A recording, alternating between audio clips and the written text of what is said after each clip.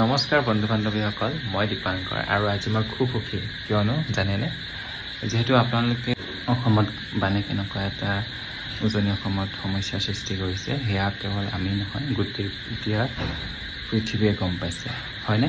আৰু ৰিলিফ দিবলৈ সকলোৱে আগবাঢ়ি আহিছে।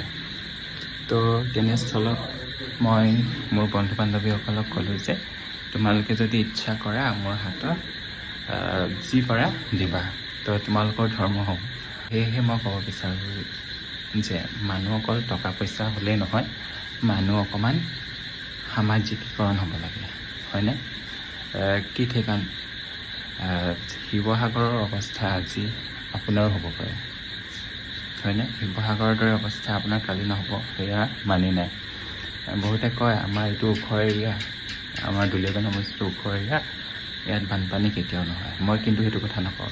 কিন্তু কি কাৰণে নকওঁ, কাৰণ শিৱসাগৰ ওখ এৰিয়া, কোনোদিন বানপানী নহয়, এনেকুৱা ধৰণৰ কৈছিলে, হয়নে?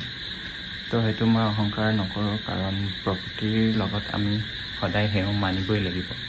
প্ৰকৃতিৰ লগত আমি কেতিয়াও চায়েন্সে হাৰি গৈছে, হয়নে? তো সেইটোৱে, অহংকাৰ কেতিয়াও নকৰিব প্ৰকৃতিৰ লগত। তো যেনেকৈ আজি শিৱসাগৰবাসীক সহায় কৰিবলৈ গোটেই মানুহ উঠি আহিছে, ঠিক তেনেদৰে ধৰক আমাৰো তেওঁলোকৰ প্ৰয়োজন হ'ব। তো মানুহে এই সময়তে ইজনে সিজনৰ দুখৰ সমভাগী হ'ব লাগে, মানুহে মানুহৰ বাবে ভাবিব লাগে। আৰু সেয়েহে মই মোৰ লগৰীয়াসকলক কৈছিলোঁ যে তোমালোকে সহায় কৰিব বিচাৰিলে মোৰ স্কেনাৰত যি পাৰা তাকে দিবা।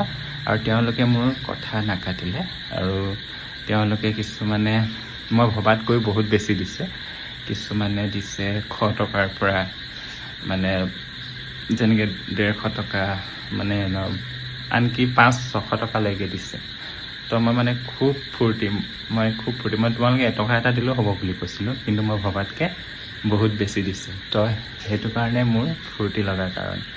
আৰু মই সেই টকাৰে কি আনিম আপোনালোকক নেক্সট ভিডিঅ'ত দেখাই আছোঁ। আৰু মই তোমালোকক, মোৰ লগৰীয়াসকলক এই চেগতে বহুত বহুত ধন্যবাদ দিছোঁ।